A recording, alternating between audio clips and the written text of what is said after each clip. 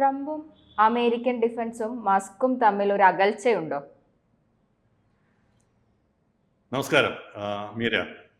ഇതൊരു വളരെ പ്രസക്തമായ ചോദ്യമാണ്. നമ്മുടെയൊക്കെ ധാരണ ട്രംപും മസ്കും ഇലോൺ മസ്കും തമ്മിൽ ഇപ്പോൾ ഒറ്റക്കെട്ടാണ്, ചങ്കാണ് എന്നൊക്കെയാണ്. പക്ഷേ അവിടെ നിന്ന് പുറത്തു വരുന്ന ചില വാർത്തകൾ അത്ര സുഖകരമല്ല. അതായത് ഇവരുടെ ബന്ധത്തെക്കുറിച്ചുള്ള വാർത്തകൾ സുഖകരമല്ല, പ്രത്യേകിച്ച് അമേരിക്കയ്ക്ക്. എന്താണ് ഇതിൻ്റെയൊക്കെ ഒരു ബാക്ക്ഗ്രൗണ്ട് എന്ന് അറിഞ്ഞിട്ട് വേണം അതേക്കുറിച്ച് പറയാൻ. ഇലോൺ മസ്കിന്റെ സ്പേസ് എക്സ് വികസിപ്പിച്ച ഒരു സ്റ്റാർലിങ്ക് പ്രോഗ്രാം ഉണ്ട്. അതായത് സ്റ്റാർലിങ്ക് ഉപഗ്രഹ ആശയവിനിമയം അല്ലെങ്കിൽ സ്റ്റാർലിങ്ക് ഇന്റർനെറ്റ്. എന്താണിത്? നമ്മുടെ ഭൂമിക്ക് ചുറ്റും വളരെ ലോ ലെവലിൽ, അതായത് വളരെ അധികം ഉയരത്തിലല്ലാതെ ഭൂമിയോട് ചേർന്ന് ചുറ്റുന്ന 5000 ഉപഗ്രഹങ്ങളുണ്ട്. ഈ ഉപഗ്രഹങ്ങളിൽ നിന്നാണ് ഇന്റർനെറ്റ്, ഈ സ്റ്റാർലിങ്ക് എന്ന് പറയുന്ന പ്രോഗ്രാം നമുക്ക് തരുന്നത്. നമുക്ക് നമ്മുടെ നാട്ടില് നമുക്ക് ഇന്റർനെറ്റ് ദാതാക്കളുണ്ട്. മൊബൈലിൽ നിന്ന് ഇന്റർനെറ്റ് കിട്ടും, അതുപോലെ തന്നെ വൈഫൈ, ഫൈബർ ഒപ്റ്റിക്സിൽ നിന്ന് കിട്ടും, അങ്ങനെ പല വിധത്തിലും കിട്ടും, എയർ വഴി കിട്ടും, ഇങ്ങനെയൊക്കെ കിട്ടും. ഇതുപോലെ സാറ്റലൈറ്റിൽ നിന്ന് എനിക്ക് വേണമെങ്കിൽ നേരിട്ട് ഒരു ചെറിയ ഡിഷ് ആന്റിന വെച്ച് എനിക്ക് വേണമെങ്കിൽ ഡയറക്റ്റ് ആയിട്ട് ഇന്റർനെറ്റ്, ഹൈ സ്പീഡ്, ഏറ്റവും ആക്യുറേറ്റും ഒട്ടും ഡിലേ ഇല്ലാത്ത ഇന്റർനെറ്റ് കിട്ടും. നമ്മുടെ ഇന്ത്യയിൽ ഇപ്പൊ എയർടെൽ അതുമായിട്ട് ഈ സ്റ്റാർലിങ്കുമായിട്ട് ധാരണ ഒപ്പിട്ടിട്ടുണ്ടെന്നാണ് മനസ്സിലാക്കുന്നത്. അപ്പൊ ഇതിന്റെ ഒരു ഗുണം എന്ന് പറഞ്ഞു കഴിഞ്ഞാൽ, നമ്മുടെ ഇവിടെ ഒരു ഭൂമി കുലുക്കമോ വലിയ പ്രകൃതിക്ഷോഭമോ വന്ന് വൈദ്യുതി നിലയ്ക്കുന്നു, എല്ലാ ടവറുകളും തകർന്നു വീഴുന്നു, എന്നാലും ഒരു ഡിഷ് ആന്റിന വെച്ച് ബാറ്ററിയും വെച്ച് എനിക്ക് ഇവിടെ ഇന്റർനെറ്റ് കിട്ടും. ഇതെവിടെയാണ് ഇതിന്റെ പ്രസക്തി? നമ്മുടെ യുദ്ധത്തില്, ഡിഫൻസിലാണ് ഇതിന്റെ ഏറ്റവും വലിയ പ്രയോജനം. എന്നുവെച്ചാൽ എല്ലാം നശിച്ചു കഴിയുമ്പോൾ, ഉദാഹരണത്തിന് ഉക്രൈനിൽ അവിടെ റഷ്യൻ ആക്രമണത്തിൽ എല്ലാം തകർന്നപ്പോൾ, അതായത് അമേരിക്കയുടെ സൈഡിൽ നിന്നിരുന്ന ഉക്രൈനിന്റെ എല്ലാ കെട്ടിടങ്ങളും വൈദ്യുതിയും എനർജി സംവിധാനങ്ങളും മൊബൈൽ ടവറുകളും, ഇതൊക്കെയാണല്ലോ ഒരു യുദ്ധത്തിൽ സാധാരണഗതിയിൽ ശത്രു രാജ്യത്തിന്റെ വൈദ്യുതി സംവിധാനം, എനർജി സംവിധാനം, പിന്നെ വൈദ്യുതി പ്രൊഡക്ഷൻ, അല്ലെങ്കിൽ അങ്ങനത്തെ നിലയങ്ങള്, ഇന്റർനെറ്റ് ടവറുകള്, ഇന്റർനെറ്റിന്റെ ബേസിക് കേന്ദ്രങ്ങൾ, ഇവയൊക്കെയാണ് ആദ്യം ആക്രമിക്കുക. ഇതൊക്കെ റഷ്യ ആക്രമിച്ച് തകർത്തിട്ടും ഈ നമ്മുടെ ഇലോൺ മസ്കിന്റെ സ്റ്റാർലിങ്ക് പ്രോഗ്രാമിലെ ഈ സാറ്റലൈറ്റ് വഴിയുള്ള ഇന്റർനെറ്റ് വഴി അവർക്ക് ഇന്റർനെറ്റ് കിട്ടി. മാത്രമല്ല അത് റഷ്യയുമായിട്ടുള്ള തത്സമയ യുദ്ധത്തിന്, ആ സമയത്തുള്ള ആശയവിനിമയത്തിന് അവരത് ഉപയോഗിച്ചു. മാത്രമല്ല ഡ്രോണുകൾ, ഈ റഷ്യയുടെ ധാരാളം വാഹനങ്ങളെയും ടാങ്കുകളെയും നശിപ്പിച്ചത് ഉക്രൈൻ ഡ്രോണുകൾ ഉപയോഗിച്ചാണ്.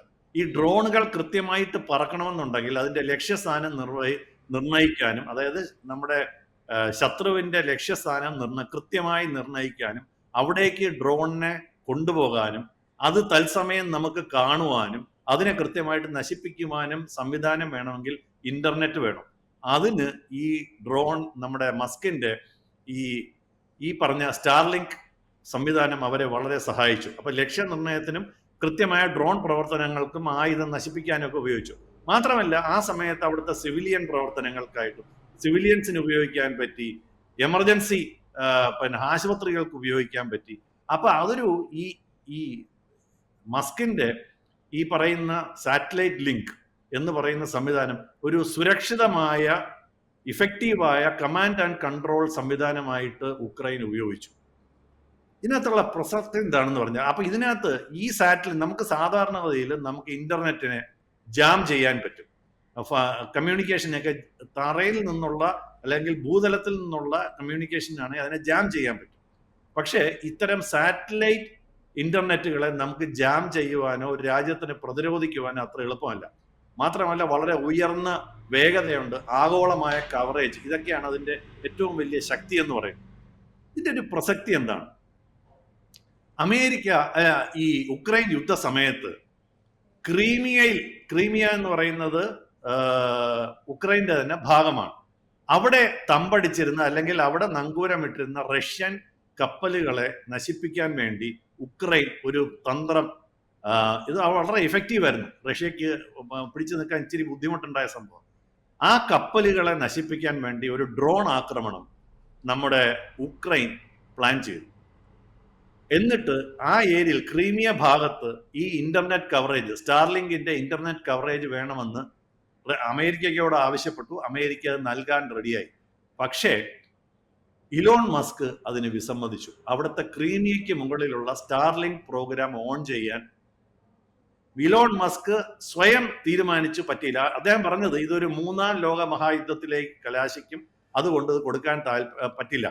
ചുരുക്കം പറഞ്ഞാൽ അമേരിക്ക പറഞ്ഞിട്ടും ഇലോൺ മസ്ക് ആ സാധനം ഓൺ ചെയ്യാത്തത് കൊണ്ട് ആ ഡ്രോൺ ആക്രമണം നടക്കാതെ പോയി. അപ്പൊ അതിനകത്തൊരു വലിയ പ്രശ്നം, ഇത് ബൈഡന്റെ സമയത്താണ്. അമേരിക്കൻ ആ ഗവൺമെന്റിന്റെ താല്പര്യം പോലും വകവയ്ക്കാതെ ഇലോൺ മസ്ക് എന്ന് പറയുന്ന ഒരു വ്യവസായി അല്ലെങ്കിൽ ഒരു ബിസിനസ്സുകാരൻ ഒരു യുദ്ധത്തിൽ വലിയ ഒരു തീരുമാനമെടുത്തു എന്നുള്ളതാണ് അമേരിക്കയെ ഞെട്ടിച്ചൊരു കാര്യം. ഇത് ബൈഡന്റെ സമയത്താണ്. അങ്ങനെ ബൈഡന്റെ സമയത്ത് സംഭവിച്ചിട്ട് ട്രംപുമായിട്ട് ചേരുമ്പം എല്ലാം ശരിയാണെന്ന് അവർ വിചാരിച്ചു. പക്ഷേ അങ്ങനെ എല്ലാം ശരിയല്ല. എന്തുകൊണ്ടെന്ന് പറഞ്ഞാൽ അടുത്തൊരു കഥ പറയാം. ചൈനയും തായ്വാനുമായിട്ടുള്ള പ്രശ്നം എല്ലാവർക്കും അറിഞ്ഞുകൂടെങ്കിൽ അതേക്കുറിച്ച് ആദ്യം പറയാം. തായ്വാൻ ചൈനയുടെ അവിഭാജ്യ ഘടകമാണ് എന്നാണ് ചൈന പറയുന്നത്. എന്നാൽ തായ്വാനും അമേരിക്കയും പറയുന്നത് തായ്വാൻ എന്ന് പറയുന്നത് പൂർണ്ണമായും ഒരു ഇൻഡിപെൻഡന്റ് രാജ്യമാണ്, അല്ലെങ്കിൽ സ്വതന്ത്ര രാജ്യമാണെന്നാണ് പറയുന്നത്. ഇതിന്റെ പേരിൽ ഒരു വലിയ പ്രശ്നം നമ്മുടെ ഈ ഭാഗങ്ങളിൽ നടക്കുകയാണ്. പക്ഷേ ഇലോൺ മസ്ക് പറയുന്നത് തായ്വാൻ ചൈനയുടെ ഭാഗമെന്നാണ്. അതായത് അമേരിക്കയുടെയും അമേരിക്കൻ ഡിഫൻസിന്റെയും തായ്വാന്റെയും ചിന്തകൾക്ക് ഘടകവിരുദ്ധവും ചൈനയുടെ താല്പര്യങ്ങൾക്ക് അനുകൂലവുമായിട്ടാണ് ഈ ഇലോൺ മസ്ക് ഈ കാര്യത്തിൽ നിലപാടെടുക്കുന്നത്. എന്തുകൊണ്ടാണ്? ടെസ്ല കാറുകൾ ഇന്ന് ഏറ്റവും അധികം ഉപയോഗിക്കുന്നത് ചൈനയിലാണ്. മാത്രമല്ല ടെസ്ല കാറുകൾ ഏറ്റവും അധികം നിർമ്മിക്കുന്നതും ചൈനയിലാണ്. അങ്ങനെയുള്ളപ്പോൾ ചൈനയെ പിണക്കാൻ ഇലോൺ മസ്കിന് താല്പര്യമില്ല. അതായത് അമേരിക്കയുടെ ഒരു വളരെ ഇന്ന് അമേരിക്കയുടെ ഗവൺമെന്റിൽ ഉന്നത സ്ഥാനം വഹിക്കുന്ന ഒരാളാണ് ഇലോൺ മസ്ക്. എന്നിട്ട് കൂടി ഇലോൺ മസ്കിന് സ്വന്തം വ്യാപാര താല്പര്യം വളരെ പ്രധാനമാണ്. അതുകൊണ്ട് ചൈനയെ ഈ ഒരു കാര്യത്തിൽ ഇലോൺ മസ്ക് സപ്പോർട്ട് ചെയ്യുന്നു.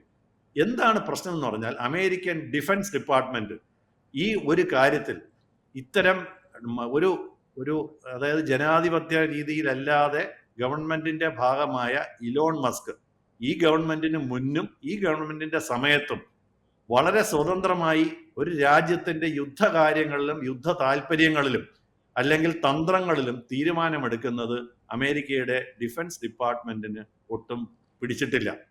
അവർ ഇക്കാര്യം ന്യൂയോർക്ക് ടൈംസിന് ഇങ്ങനെ ഒരു വിവരം ന്യൂയോർക്ക് ടൈംസിന് ചോർത്തിക്കൊടുക്കുകയും അങ്ങനെ ന്യൂയോർക്ക് ടൈംസ് വളരെ പ്രാധാന്യത്തോടുകൂടി ഈ മസ്കിന് അമേരിക്കയുടെ പ്രതിരോധ മേഖലയിലുള്ള സ്വാധീനത്തെക്കുറിച്ച് ഒരു വലിയ എഴുത്ത് എഴുതുകയും ചെയ്തു. ഭാവിയിലെ ഏഷ്യൻ സംഘർഷങ്ങളിൽ, അതായത് ചൈനയും തൈവാനുമായിട്ടൊരു പ്രശ്നമുണ്ടായാൽ അമേരിക്കയുടെ താല്പര്യം ഇലോൺ മസ്ക് സംരക്ഷിക്കുമോ, അതോ ഒരു വ്യവസായി അമേരിക്കൻ താല്പര്യങ്ങൾക്കെതിരായിട്ട് പ്രവർത്തിക്കാനുള്ള കഴിവുള്ള ഒരാളെ വളർത്തി കൊണ്ടുവരുന്നത് ശരിയാണോ തെറ്റാണോ എന്നും ആ ചോർച്ചയിൽ അല്ലെങ്കിൽ ആ ലേഖനത്തിൽ ന്യൂയോർക്ക് ടൈംസ് ചോദിക്കുന്നുണ്ട്. അപ്പോ മസ്ക് എന്ത് ചെയ്തു? അദ്ദേഹത്തെക്കുറിച്ച് ഇങ്ങനെ ഒരു വാർത്ത വന്നു എന്ന് പറഞ്ഞിട്ട് ഇത് അമേരിക്കയുടെ പ്രതിരോധ രഹസ്യങ്ങൾ ചോർന്നുപോയി, അതുകൊണ്ട് അത് ചോർത്തിയ ഡിഫൻസ് ഉദ്യോഗസ്ഥർക്കെതിരെ വലിയ നടപടിയെടുക്കണമെന്നാണ് ഇപ്പോൾ അദ്ദേഹം അങ്ങനെ ഒരു പ്രസ്താവന ഇറക്കുകയും ചെയ്തു. അപ്പോൾ ഇതിനകത്ത് എന്താ പ്രശ്നം എന്ന് പറഞ്ഞാൽ ഒരു ദേശീയ സുരക്ഷ, ഇപ്പൊ അമേരിക്കയുടെ ആയാലും ശരി ഉക്രൈൻ്റെ ആയാലും ശരി, ഒരു രാജ്യത്തിന്റെ ദേശീയ സുരക്ഷയിൽ ഒരു വ്യക്തിക്ക് എത്രത്തോളം സ്വാധീനമാകാം. ഇപ്പൊ ഇന്ത്യ തീരുമാനിക്കും. ഇപ്പൊ നമ്മളിപ്പോ സ്റ്റാർലിങ്ക് വന്നു, ഇന്ത്യ സ്റ്റാർലിങ്ക് ഉപയോഗിക്കുകയാണെങ്കിൽ ഇന്ത്യയുടെ ഒരു യുദ്ധത്തിൽ ഇയാൾക്ക് ഇത് സ്വിച്ച് ഓഫ് ചെയ്യാനുള്ള റൈറ്റ് ഉണ്ടോ എന്നുള്ള ഒരു വലിയ പ്രശ്നമാണ്. ഉദാഹരണത്തിന് നമ്മൾ കുറച്ച് നാൾ മുമ്പ് കേട്ടതാണ്, ഞാൻ എന്നെ കുറിച്ച് ഫേസ്ബുക്കിൽ എഴുതുകയും ചെയ്തു, ഇയാളെ സൂക്ഷിക്കണമെന്ന്. എന്താണ്? ഇയാള് ട്രംപും സെലിൻസ്കിയുമായിട്ട് പ്രശ്നം ഉണ്ടായപ്പോൾ ഇദ്ദേഹം ഒരു പ്രസ്താവന നടത്തി, ഞാൻ ഉക്രൈൻ്റെ സ്റ്റാർലിങ്ക് ഓഫ് ചെയ്യുകയാണെങ്കിൽ ഉക്രൈൻ്റെ കഥ അതോടുകൂടി കഴിയുമെന്ന്. ഇങ്ങനെ ഒരു രാജ്യത്തിനെ വിരട്ടാൻ ഒരു വ്യവസായിക്ക് അധികാരമുണ്ടോ? അങ്ങനെയുണ്ടെങ്കിൽ അയാളുടെ സംവിധാനങ്ങളും സേവനങ്ങളും ഒരു രാജ്യം സ്വീകരിക്കണമോ എന്നുള്ള ഒരു ചർച്ചയാണ് ഇന്ന് അമേരിക്കയുടെ ഡിഫൻസ് സംവിധാനങ്ങളുടെ അകത്തളങ്ങൾ നടക്കുന്നത്. ഇത് ട്രംപിന് അത്ര പിടിച്ചിട്ടില്ല എന്നാണ് ഇപ്പോൾ മനസ്സിലാക്കുന്നത്. പക്ഷെ അവർ ഒരുപക്ഷെ ഓപ്പണായിട്ടൊന്നും പറഞ്ഞിട്ടില്ലെങ്കിലും ഈ ഭാവിയിൽ എന്തായാലും തായ്വാന്റെ പേരിൽ ഒരു യുദ്ധ സാധ്യത ചൈനയും അമേരിക്കയുമായിട്ട് നിലനിൽക്കുന്ന സമയത്ത് ഈ ട്രംപിനെ പോലെ ഒരാളെ ചൈനയുടെ പക്ഷത്ത് നിൽക്കുന്ന ട്രംപിനെ പോലുള്ള ഒരാളെ അമേരിക്കയ്ക്ക് വിശ്വസിക്കാനാകുമോ എന്നുള്ളതാണ് ഇപ്പോഴത്തെ ഈ പ്രശ്നത്തിന്റെ വളരെ പ്രധാനപ്പെട്ട ഒരു കാര്യം. അങ്ങനെയാണ് അതൊരിക്കലും ട്രംപിന് അത്ര ദഹിച്ചിട്ടുള്ള ഇപ്പം ട്രംപിന് ഇനി ഒരു ടേം കൂടി ഇല്ല തൽക്കാലം. അപ്പൊ ട്രംപ് ഓൾറെഡി പ്രസിഡന്റ് ആയി കഴിഞ്ഞു. ഇനിയിപ്പോ ട്രംപിന് സ്വതന്ത്രമായി പ്രവർത്തിക്കുന്നതിന് മസ്ക് ഇടങ്കോലിടുമോ എന്നുള്ളത് വളരെ പ്രസക്തമായ ഒരു ചോദ്യമാണ്. ആ ഭയം ഒരുപക്ഷെ ട്രംപിനും ഉണ്ടാകും. അതൊക്കെ ഈ ഒരുപക്ഷെ സ്വരച്ചർച്ചയുടെ ഭാവിയിൽ നടക്കാൻ പോകുന്ന ഒരു വിള്ളലിന്റെ തുടക്കമായേക്കാം എന്നുള്ളതാണ് ഇപ്പോൾ നമ്മൾ മനസ്സിലാക്കേണ്ടത്. ഇത് ഒരു ഇവോൾവിങ് സ്റ്റോറിയാണ്. ഒരു സ്വകാര്യ വ്യക്തിക്ക് ഒരു രാജ്യത്തിന്റെ തന്ത്രപരമായ തീരുമാനങ്ങളിലും യുദ്ധപരമായ തീരുമാനങ്ങളിലും എത്രത്തോളം ഇടപെടാനാകും? അപ്പോ രാജ്യങ്ങൾ എല്ലാം വിശ്വസിച്ച് സ്വകാര്യ മേഖലയെ ആശ്രയിക്കുകയാണെങ്കിൽ അതൊരു പ്രശ്നമാകുമോ എന്നുള്ള ചോദ്യങ്ങളും ഉയർന്നു വരികയാണ്. ഇതാണ് ഇപ്പോഴത്തെ ഈ ട്രംപും മസ്കും അവരുടെ US ഡിഫൻസ് ഡിപ്പാർട്ട്മെന്റും തമ്മിലുള്ള ചെറിയ സ്വരച്ചേർച്ചയ്ക്കും അകൽച്ചയ്ക്കും കാരണം. അപ്പൊ ഇതാണ് അതേക്കുറിച്ച് പറയാനുള്ളത്.